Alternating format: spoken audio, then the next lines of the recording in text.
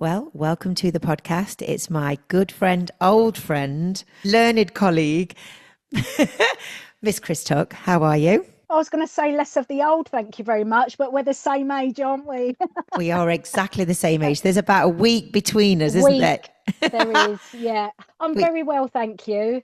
you look it. You look very bright and breezy today. Great to see that. We are broadcasting this podcast today on Mental Health Awareness Day. Really important day. And I wanted to get you on. You and I have gone backwards and forwards about this for a while. And this seemed like the perfect moment to talk really about trauma and how it affects mental health. So, Chris, tell us a little bit what the definition is of trauma. So, my definition, working in this space, is there are little T trauma, which is your everyday drip. So, it could be financial, it could be workplace, it could be relationship, it could be any kind of that kind of trauma that we all have throughout our lifetime.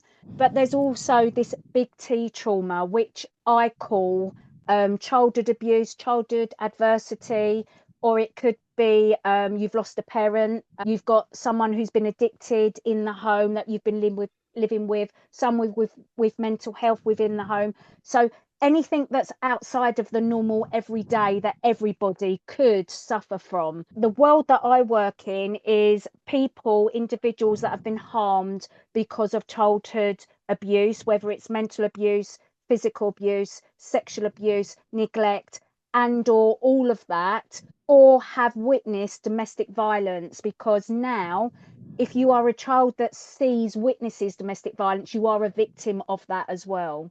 So that's how I define it, because if you've got a lot of past non-recent trauma that is really big, and it's affected your relationship with your parents, with your caregivers, you've often got an underlying impact that is then layered on top of with the everyday trauma that you could also suffer from. Okay, get it. So it's trauma on top of trauma. Yeah. What's the difference between with the small T trauma, the day to day, between trauma and stress? Is it the same thing? Is it different? Is there a physiological difference between stress and trauma? So trauma is the impact of abnormal experiences that have happened to you. So that is how trauma is sort of defined and understood. Stress is also comes from any type of abuse you've been through, any type of experience you've been through. So you could have witnessed a tsunami, for example. That's a trauma if it has an impact on you. As I said, you could have lost a loved one. That could be very traumatic for you. So the experiences that you have within your life can have trauma impacts which affect your mental and your physical well-being and can affect your everyday life. Does that Right. make sense? Absolutely. Absolutely. It is. So people can have traumatic experiences in their childhood and they can almost separate themselves from that trauma. They go on, they become a teen, they're adult, they go into work, they have relationships, all seemingly, inverted commas, normal. But can then trauma come back years later? Can all kinds of physiological effects, disease, ill health, can we link that now back to childhood traumas? 100% we can. And all you need to do is Google adverse childhood experiences and look at the research that Nadine Burke Harris did. She's a doctor in America. You can see all of that there. You can go and look at trauma experts like Professor Van der Kolk. He wrote the book, The Body Keeps the Score. So anything that you've gone through, your body literally holds on to the trauma. So if we think of the central nervous system, the sympathetic and the parasympathetic, the sympathetic is your fight flight, and your parasympathetic is usually your freeze flop friend part of the cycle. It's not as easy as this, Rachel, but I'm just trying to keep it Mm-hmm. simple. And once you have undergone an experience that is negative to you, you often are faced with 5 ways of responding: fight, flight, freeze, flop, friend. Now, how you respond to an incident in your life that is negative, whatever it may be, is not up to you. So all of these people that would like to say, well, if I was in that situation, I would fight. If I was in that situation, I would just run. You don't get to know until you're in that situation. Then your body and your brain will tell you. Okay. So the response that your brain and your body go through, and everybody should be taught this in school, Rachel, because Hmm. it should just be general knowledge. I didn't know any of this until I was 28, until I had my breakdown after my first child. I didn't know about trauma. I didn't know about impact. So what you were saying about you have these things happen to you, you go on, you grow up, and you mask it all, and you sort of like compartmentalize it and forget about it. Yes, it does come back, and yes, it does haunt you, especially this big T trauma that I talk about, this adverse childhood experiences. Um, because for me, when I held my baby in my arms, I knew that I would literally die to protect this young thing. And then it sort of hit me, oh my God, no one did that for me. And I had four caregivers in my life. No one protected me. In fact, they all harmed me in different ways. And I'll leave that there. I don't want to go into details, but I was harmed. So, and then all of these thoughts and feelings came up. You're not worthy. No one cares about you. No one loves you. No one will love you. All of this, even though I knew it wasn't my reality, because I had a husband, I had a child, I had everything in my life that I could think of. I was a chartered management accountant, I was senior management at work, all of this. But the past just literally come up, hit me in the face. The bomb went off and my whole life turned upside down. And that is my journey then, really, into fitness and finding you. Ah, finding me. Oh, Chris, that's incredible.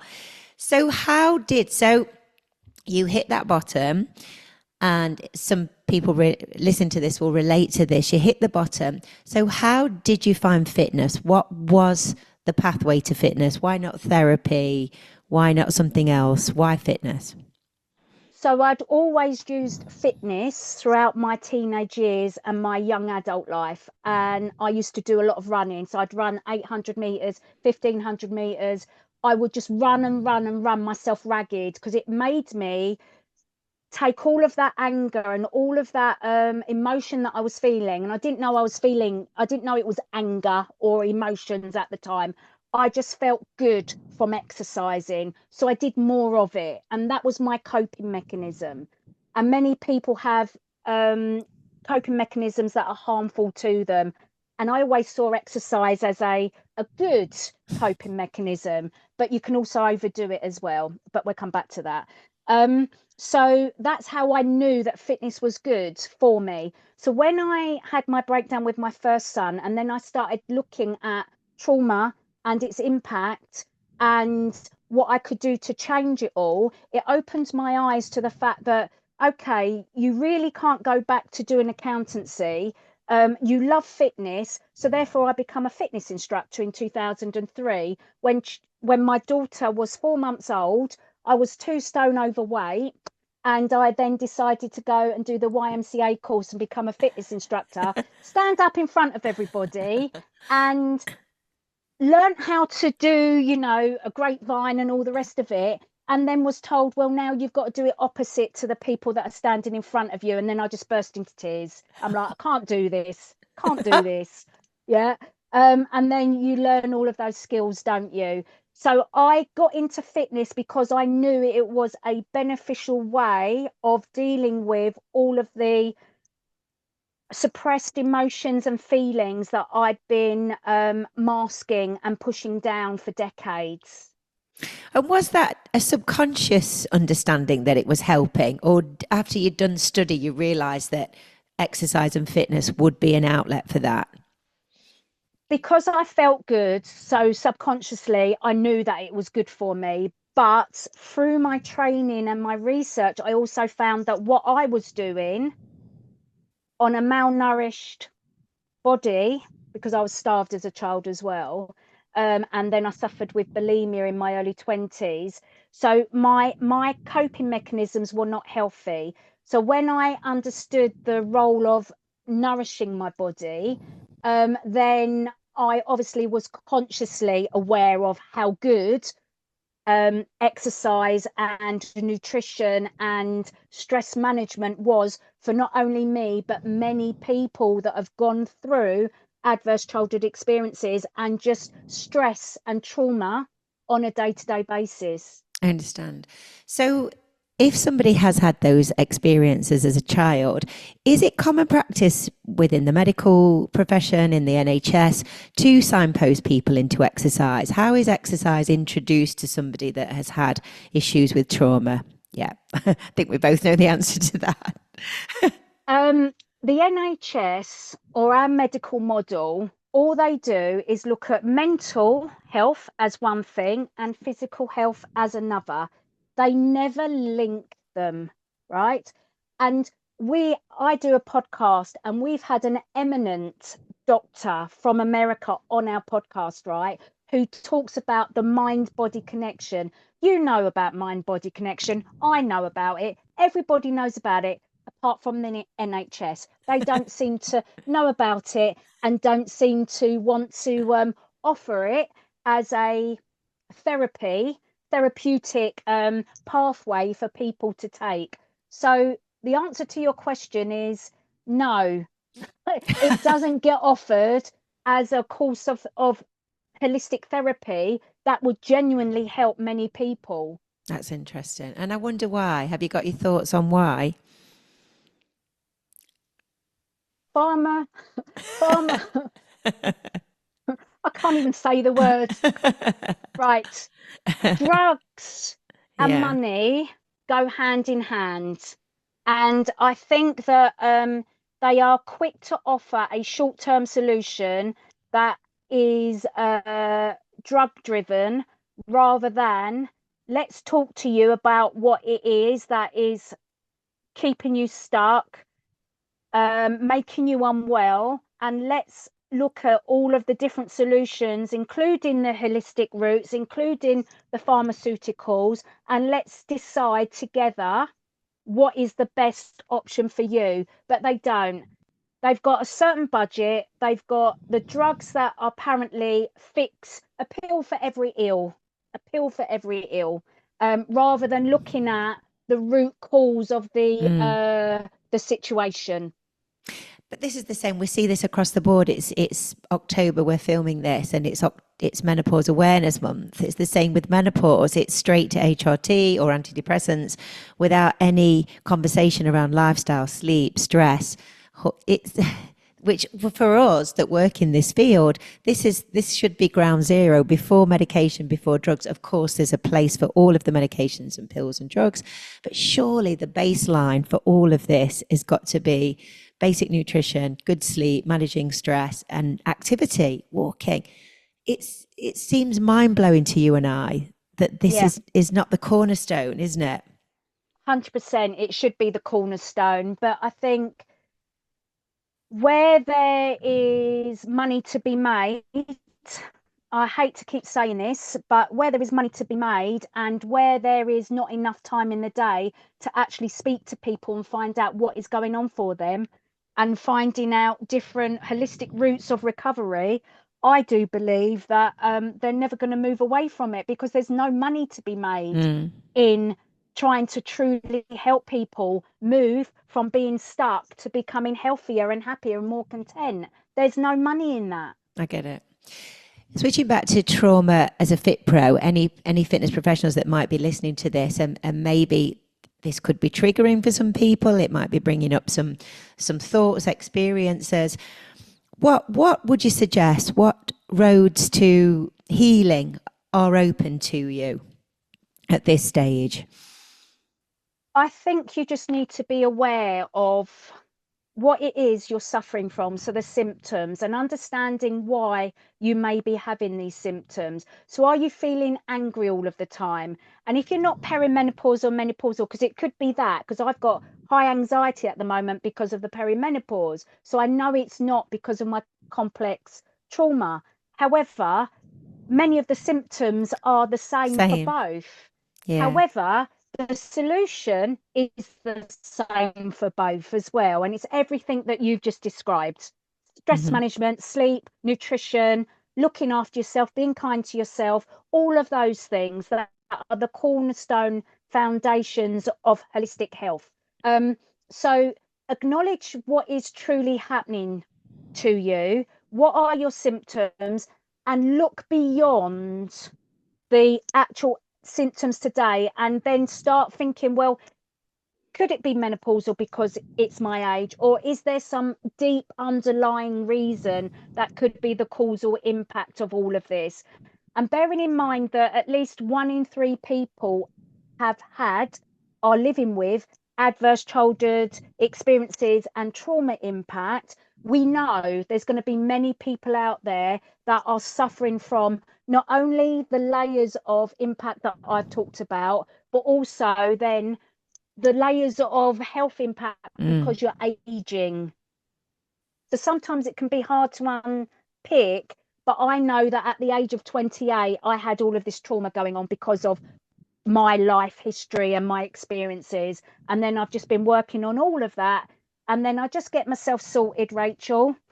Along comes perimenopause and 2 stone comes on. Hello. With trauma and mental health, and apart from all of our health cornerstones and holistic health we've discussed, where would somebody maybe start with therapy? Is that a good start? I mean, there's so many different types of therapy, and we're seeing this again, whether it's an opportunity for different businesses. We're seeing lots of therapy. I was listening to a podcast the other day, and it was sponsored by a therapy company. You can call anytime, and you can do talk therapy, and you can do this therapy and that therapy. So we are seeing almost an emerging market of therapists. Is that a good place to start? What's your thoughts? I think it is, purely because, and again, I can only go from my own experience and those that I've worked with over many years now. In the sexual abuse and sexual violence sector that I now work in, from a holistic health point of view, when you're able to share what's happened to you, it's almost like there's a little bit of freedom that you've gained, a little bit of empowerment, and then you can start truly sharing with someone that you trust your deepest, darkest things that you've experienced, and along with that, all of the emotions that might come along with that. So for me, I had deep anger, I had deep sadness, I had deep this, that, and the other. So when I had the 6 weeks therapy on the NHS, that was no good for me, because when you're a survivor of trauma because of abuse, you don't have any trust with anybody, and it takes you 6 weeks to build trust. Okay, more than that. But what I'm saying is that intervention of 6 weeks, all it does is potentially opens a Pandora's box, and it causes you more distress and it causes you more harm. So we need long-term therapy for survivors like myself.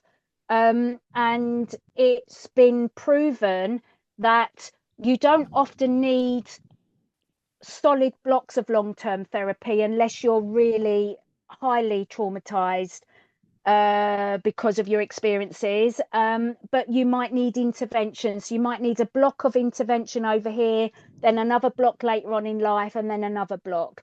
Now, I've tried hypnotherapy, I've tried talk therapies, and they all had their place. But the one for me that helped me was the EMDR, which is the eye movement desensitization.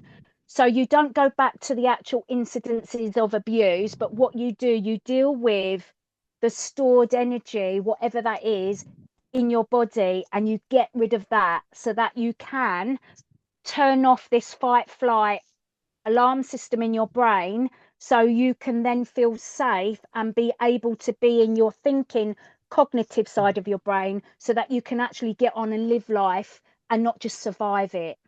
Get it. Well, that's brilliant. What a great answer.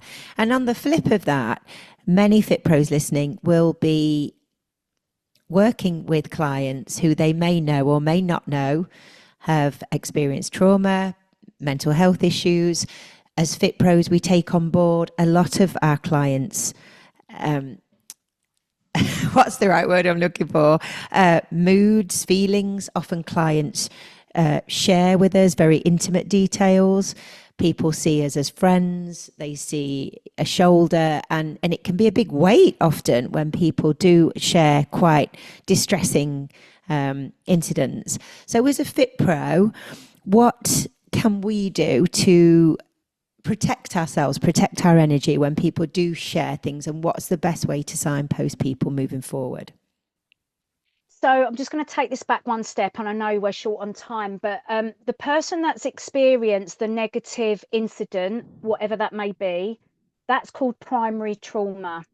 When I then speak to you about what I've gone through, you could take it on board and get an impact. That would be secondary or vicarious trauma.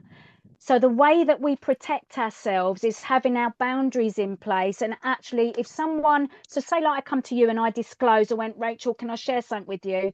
You might not be the right person for me to disclose to. Just because you may not have experienced this, you might have your own big rock trauma sitting in the back and you just can't hear it. But the person who's talking to you might not understand that, might not see that. So it's a bit of a dance and a bit of a walk. So I wouldn't, people don't usually speak to people that they don't trust. They just don't. They sort of like get a feeling for you first to see if you're a safe person and to see what you would probably do with the information that they're imparting. But on the same wavelength, I know what you're saying. If someone comes to me, I would hear them and I will just go, you know what? Thank you for sharing with me. What is it you want me to do for you? What is it you need me to help you with? And if I wasn't able to do that, I would actually say, you know what, I'm really not the right person for you. However, what I can do is help you find a support agency, a charity, or whatever, and refer them on. So you're not taking on what they're saying for yourself, because you, as you said, you've got to protect yourself. But at the same time, if someone's going to come and disclose to you, just know that they trust you with their information. And it's almost, you might not feel like it, but it's almost like an honor and a privilege that they've come to you. But then if you feel that you are a bit discombobulated by what they've shared with you, then you might need to then go and chat with someone. And there's loads of helplines out there that you can talk to about all of this. So, for example, the Survivors Trust, you could talk to them, phone them up and go, right, someone's just shared this with me. It's made me feel this way.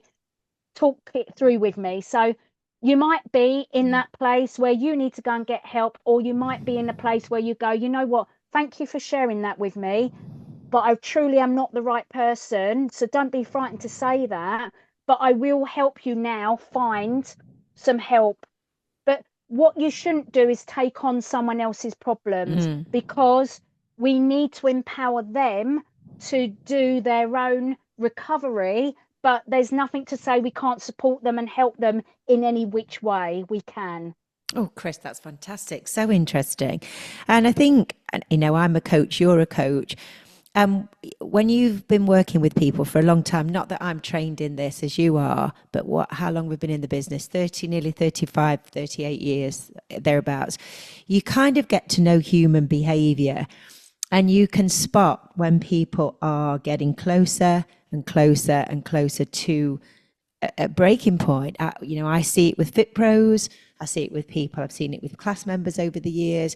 You see behavior change, you see them maybe turning to exercise more as a way of escaping whatever, and you can see a change with people. And I see it a lot with Fit Pros when they're trying so hard to build a business, they're trying so hard to run a family and kids and do all the things, and it becomes, it's a lot to do. What would you suggest for anybody that can spot and see that nobody's come to tell them anything, nobody's disclosing anything, but you just from your human observation you can tell that somebody's going to need some support soon? I have so many conversations on a daily basis, even with strangers. I can smile at someone and I can see that they've got the world on their shoulders. And all I ever do is smile at them and go, you all right? You okay? is there anything you want to chat about? And that literally then opens the floodgates. It does. It does. Literally. And sometimes I can deal with it, and then sometimes I just literally have to say, I'm really sorry, I haven't got time to discuss this right now because I need to be somewhere. However, let's make a time to have a proper chat and see if I can refer you to a support service that can really help you. I get Fit Pros contacting me all the time, Rachel, Do to you? sort of, yeah, 100%. And you know the impact on me because I've done many of your courses over the years, and I've even come to you and said, I'm really finding it too hard to study at the moment because I'm in a fight and flight episode, and it's almost like I need to ground myself, and that might take weeks, it might take months. It's not always an easy ride, but for me, I now share with people what is going on for me so that I can give myself what I need, because there's nothing more disempowering than someone taking over or telling you you're not good enough, or telling you maybe you shouldn't be doing this, or have you tried that? This works for me, like ramming down what works for them onto you when you're just completely in free fall and overwhelmed. So I think just take a breath and go, I can see that you're really thoughtful at the moment, or you're this or you're that. So whatever it is you see or hear, is there anything I can help you with?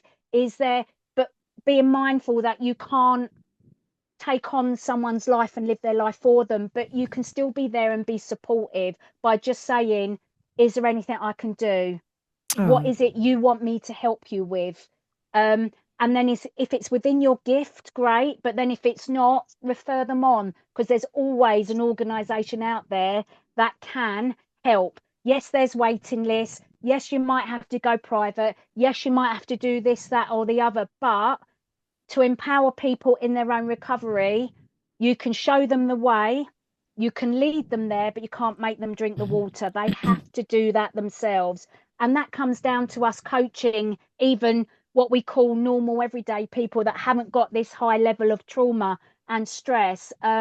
It's the same. Treat people like human beings, but just come down to their level and ask them, where are you at today? What is it you need me to help you with? If I can do it, I will. But if I can't, there's always someone that I can find out that can help you. yeah. Gosh, good answer. Brilliant. Tell us now where you are with the charity, with all the work that you're doing. Whereabouts is where is Chris Tuck right now? Right. So long story short, I've just finished 8 years on the independent inquiry into child sexual abuse, and that took a lot out of me. A lot out of me. Now, obviously, we've had a change of government. Conservative government was in whilst that inquiry was happening. Now we've got a Labour government, and we've literally had to shelve all of our work for a year whilst all that was going on.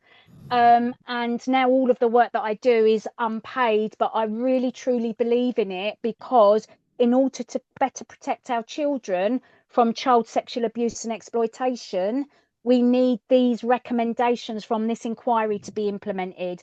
Otherwise, we've spent £186 million for nothing. We've spoken to over 7,000 survivors for nothing. We've done all of these investigations of failure for nothing. Oh, So we can't let that all be for nothing. So part of my role, so when you see me all stressed out, part of my role is to keep knocking on government's door to make sure that they go back to that final report and look at the recommendations and actually implement them. So me and a group of other people are trying to hold the government to account. So that's one thing. Second thing is my charity, Survivors of Abuse. I run an 8-week program based on everything we've talked about today, holistic health. Okay. And I, through the charity, offer survivors of abuse, adversity, the opportunity to discover healthier ways to recover from their trauma. And I've also written a book on it. I don't, oh, it's fallen down. Sorry. There it is. Breaking the Cycle. This is a health and wellness book for survivors. But also I've rewritten that to be a ebook for the everyday person that just has got high stress levels, and it could be because of past trauma, non-recent undealt trauma.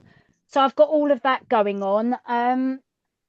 With the charity, the 5-year plan was always to train up fit pros to deliver my 8-week course nationwide. But that involves a lot of funding, which I've never been able to access. And then it was to train up survivors that have gone through my course to become health and wellness coaches, then train them up in the course and get them out delivering the course. But as I said, COVID hit, funding is just not an option for a small charity like mine. So, you know, I was looking then for a philanthropist. So if anyone knows a Yes. philanthropist who wants to get behind a very worthwhile cause, and as you said, Rachel, this could be a bow for many other fit pros Mm. to start getting involved with changing the health for many, at least 1 in 4 people that have gone through this adverse childhood experiences, childhood abuse. We know it's more than that. In a class of 30 children, Rachel, at least 3 to 5 children are being sexually Oh abused. my goodness. Horrendous. So Horrendous. the Centre of Expertise for Child Sexual Abuse, 500,000 children are being sexually abused every single year. Oh, So it's this isn't me making up these statistics. These are well-travelled statistics. And then the Children's Commissioner, she wrote a report in 2015, and she said 7 out of 8 children are not known to the authorities. So all the children that we know about via the police, via schools, via social services, they're only dealing with 1 in 8 children that are afflicted by child sexual abuse. And I'm sorry that I keep going on about it, but this is my world, this is my life, and this is what causes me stress. I get So it. in order to drive the changes that we need, we need everyone to be aware of all of this. 100%. Well, you never know who's listening. This podcast will go far and wide. It'll be go on YouTube. It'll go all across our channels. So if anybody wants to get in touch, where's the best way to find you? Anywhere on social media, my handle is Chris Tuck _WWHF, West Wickham Health and Fitness. And we've not talked about that. But you do a great podcast on YouTube. Tell us a bit more about the podcast, because that's really interesting. So my friend and I, who's also a survivor and a recovery practitioner, she works with people with chronic fatigue and things like that because of childhood adverse experiences. We've been doing this for 2 years now, and we've had some phenomenal guests on our podcast, and we do it weekly. And we talk about all things concerned with being a survivor of all forms of abuse, whatever the abuse is, the impact on our lives, whether it was our relationships, whether it was being pregnant, giving birth, whether it was our work. So whatever it is, if there is an impact and a positive way through, we share everything.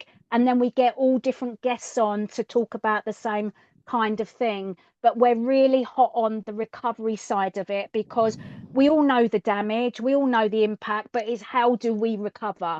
So we talk about everything that we've talked about in this podcast today. So Breaking the Cycle 2-Step Forward is the podcast name. It's on YouTube, but it's also on all podcast channels, so Podbean and all channels. Fantastic. And of course, you still teach locally in West Wickham. I do. Yeah, we go way back, don't we? So We did. obviously, I trained as a Fit Pro in 2003, and I've probably done every single one of your courses over the years. But what I wanted to bring this back round to was, I think it was 2007 or 2009. I can't remember which one. I did your level 2 fitness It's Pilates Pilates. course. Yeah. You did. And that was transformational for me. Purely because of the trauma impact that I was going through physically and mentally. And I've had 4 hip operations and I've got 2 hip replacements.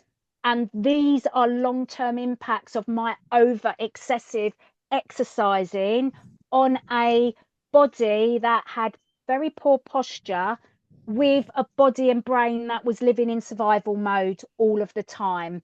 And people can read about my journey in my autobiography, so I won't bore them with the details now. But that led me on to understanding that high impact exercise is not the way to go for me and probably all other survivors. And that there was a nice, calmer way of dealing with all of this stuff that was going on. So I then did level 3 with you, I then did level 4 with you. I've done Michael King's Pilates as well, just to, broaden my horizons. And it's been a really good core part of my business. And I teach trauma informed fitness Pilates, and I call it Stress Busters Pilates. And it's all based on everything that I know, because I can see, like you said, Rachel, you can see everyone in front of you is highly stressed. And it don't matter whether their stress is an actual stress, a perceived stress, it all is the same to your mind and your body. So if I can give them the gift of, in my classes, then that's what I give them. But that is what I got, the technical know-how, the exercises from you. I just put my bit into it to make it a bit different for my clients. And that is also what I also teach on my course, is trauma-informed Pilates. So just one quick example. In a normal Pilates class, you probably don't have to worry about, put the soles of your feet together, let your knees drop to the sides. You wouldn't think twice about that. You've got a class of trauma survivors. You say, open your legs, just let your knees drop to the side. You've triggered 90% of that class for obvious reasons. Yeah. Lie on your back, close your eyes. You've triggered the whole class. Yeah. Because we don't do that kind of thing because of what we've gone through. Yeah. I'm not saying everybody, but I'm saying many people find different triggers for different things. So you have to be very mindful of what you say and how you teach. Absolutely. How many fitness Pilates sessions do you teach a week now? 5. I didn't know you did that Yeah. many. Yeah. But I also, as I said, incorporated it into the Breaking the Cycle Health and Wellness Recovery course. Fantastic. Chris, if Yeah. anybody wants to chat or ask questions, where's your favourite social media place? Where do you mainly hang out? Sleepy Facebook for anything that is just the norm. Otherwise, if you want to have a proper conversation with me about the world and the anxiety that it's causing everybody, join me on LinkedIn or Twitter. Oh, yes. Very good. And is it the same handles on LinkedIn and Twitter? It is, yeah. Chris Tuck _WWHF. Well, on Mental Health Awareness Day 2024, it's an honour. Thank you. Privileged to have you on today. Thank you so much, Chris. I really appreciate everything you do and acknowledge all of the amazing work that you've done over the last 25 years. Congratulations. Thank you.